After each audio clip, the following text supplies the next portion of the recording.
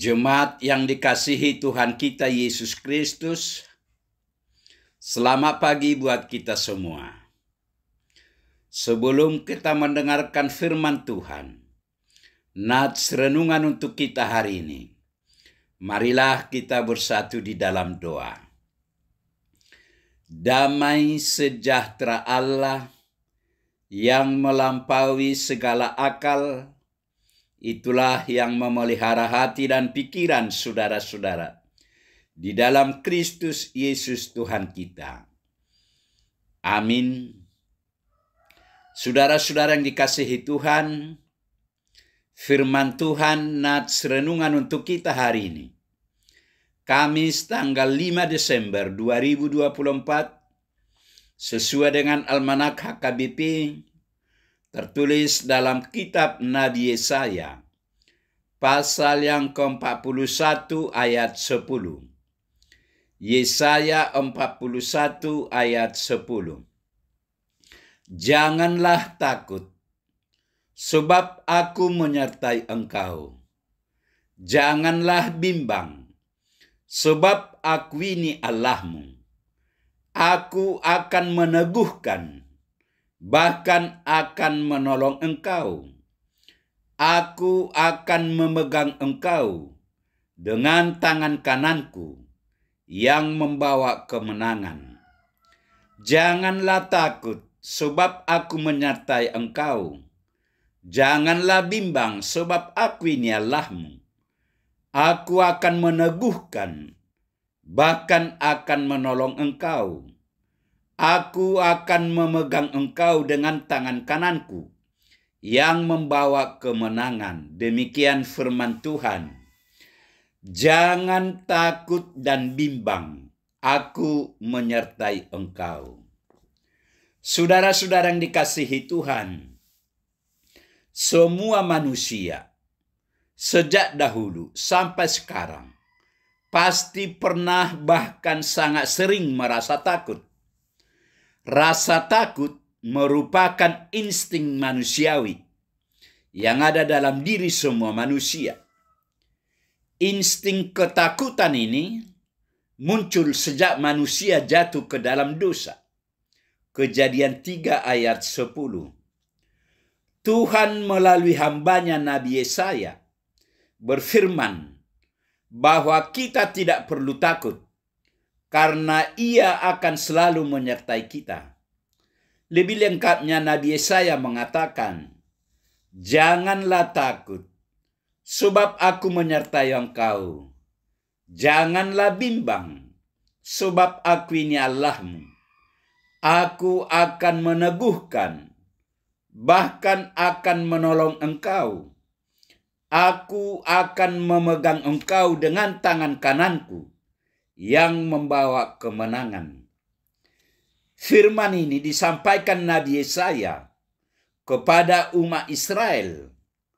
Kala itu bangsa Israel sedang berada di dalam pembuangan di negeri Babel, sehingga terus berdoa meminta pertolongan Tuhan untuk membebaskan mereka.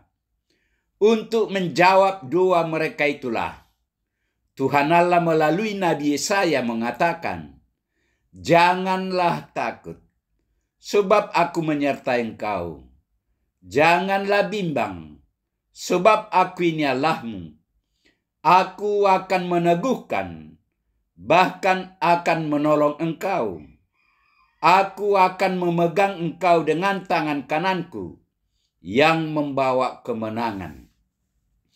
Dari nats renungan kita hari ini, ada 3 hal yang perlu kita garis bawahi dan kita tanamkan di dalam hati dan pikiran kita. Yang pertama, Tuhan berjanji setia kepada umatnya. Mereka yang menetapkan hati untuk berpegang teguh pada setiap janji Tuhan akan mengalami kemenangan saat menghadapi segala tantangan kehidupan. Hal itulah yang Tuhan minta dari kita. Janji Tuhan yang disampaikan Nabi Yesaya menegaskan kembali bahwa Tuhan tidak akan pernah melupakan dan meninggalkan kita. Karena itu, gunakanlah hal ini sebagai kekuatan di dalam menjalani hidup yang penuh tantangan ini. Yang kedua, Tuhan menolong pihak yang lemah. Saat Nabi Yesaya menyampaikan janji tersebut, bangsa Israel yang menjadi umat pilihan Tuhan sedang terpuruk di dalam kelemahan mereka sampai kehilangan harapan. Nah, Tuhan memberikan perhatian khusus kepada umat Israel yang berharap kepadanya. Maka dari itu, jika kita sedang merasa lemah dan tidak punya harapan, kita bisa membaca firman Tuhan untuk kembali menguatkan kita.